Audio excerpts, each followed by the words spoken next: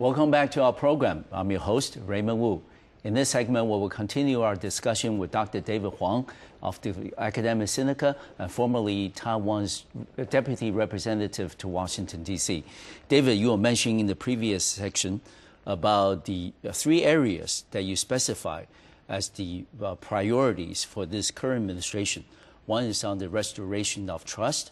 The other one is on enhancing security ties, and the third one is on putting equal distance in Taiwan's relations between China on one hand and also U.S. on the other.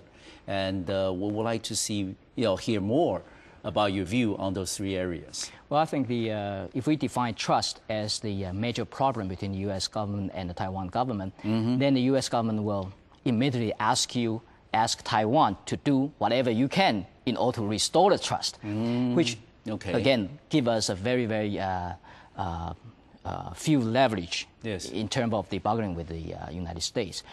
And so that's why we have to redefine the issues. I think the issue in the later stage of, during the later stage in the Chen administration is nothing about the trust, because U.S. perfectly understand why Taiwan would like to initiate a certain kind of referendums, UN referendums, and then Taiwan also perfectly understand U.S. position on these issues, why U.S. oppose this referendum. So there's also sort of different of views, and we cannot bury the hatches over these views. So the situation is quite simple. Now you have the conflicting perspectives on these issues. We should not define as our fault.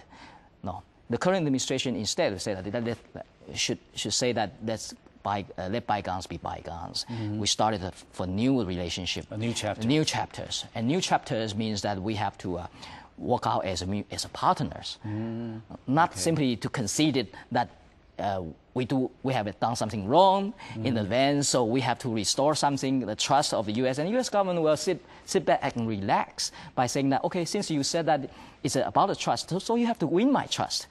In order to win U.S. trust, then you have to do whatever the U.S. requests. I don't think that's a sound strategy. That's why I always argue we have to define the problem in the right way. Otherwise, if we define the problem in the wrong way, then our prescription will be wrong, and implementation will not have any beneficial effect.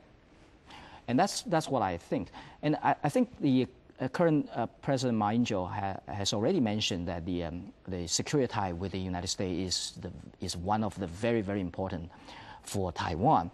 That's correct, because President Ma Ying-jeou also mentioned that the China's threat, the missile threat, it's very real. It's very real, Yes. and it also increased 200 missiles since last year.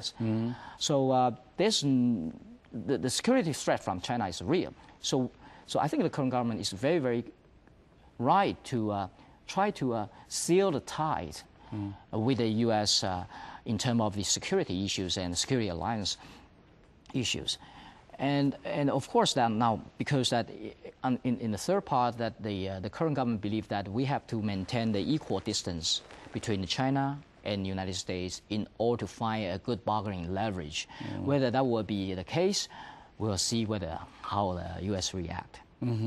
And we all know that cross-strait relations, of course, is very important for Taiwan, but also U.S.-Taiwan relations is also traditionally being very important part of our foreign policy. And David, I know that as Deputy Representative to Washington, D.C., you're being actively involved in terms of trying to win the U.S. visa waiver for Taiwan passport holders. And this is something, of course, is still ongoing and has been, a lot of efforts being put into it in the last few years. And since March 3rd of this year, the Taiwan passport holders will get visa waiver to England, to the UK. And certainly we hope that will provide some additional impetus for other countries, including the United States, to grant Taiwan visa holders the visa waiver program. So can you share with us then, how far along are we in terms of the negotiation with Washington on the visa waiver possibility? Well, I think there are some classified information which I cannot reveal during the program. Without giving the story But I away. give some directions. Yes. And first, I have to express my gratitude to my colleagues in the TechROS, as well as our colleagues in MOFA, our colleagues in the Ministry of Interior Immigration Bureau, and even the Homeland Security Office in the Executive Yuan in Taiwan. It's a tremendous coordination and efforts for these different agencies in Taiwan, and try to very hard to pursue this case. Of course, under my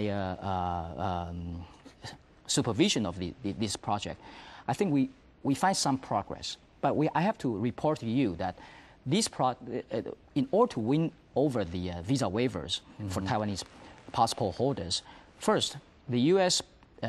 Domestic politics and the rule of the visa waivers must be observed.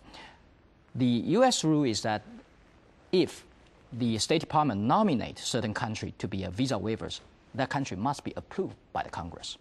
Okay. During the process, Yes. the Department of Homeland Security will advise the U.S. Congress whether these nominees countries actually fulfill all technical requirements. Okay.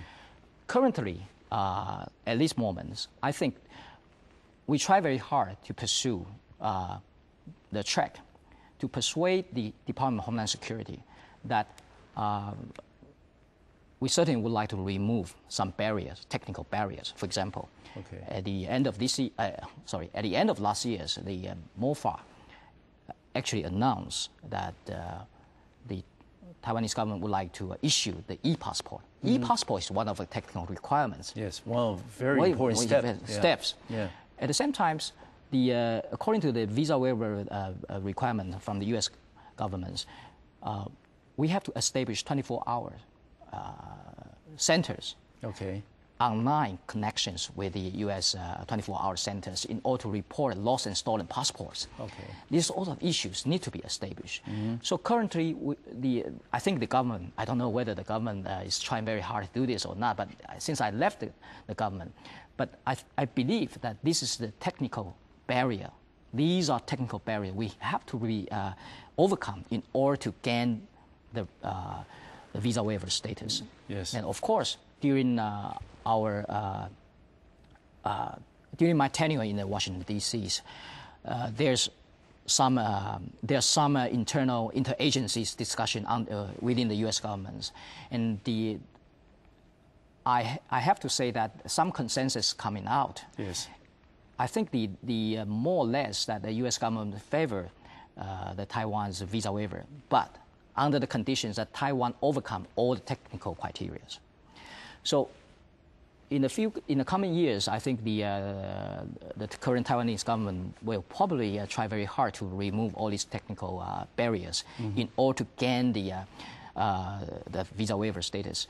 So this is about this case what I can say, because in order to go further, probably I will reveal some classified information. Yeah, we want you to do that, David. And also we know of another important dimension in U.S.-Taiwan relations is, of course, economics.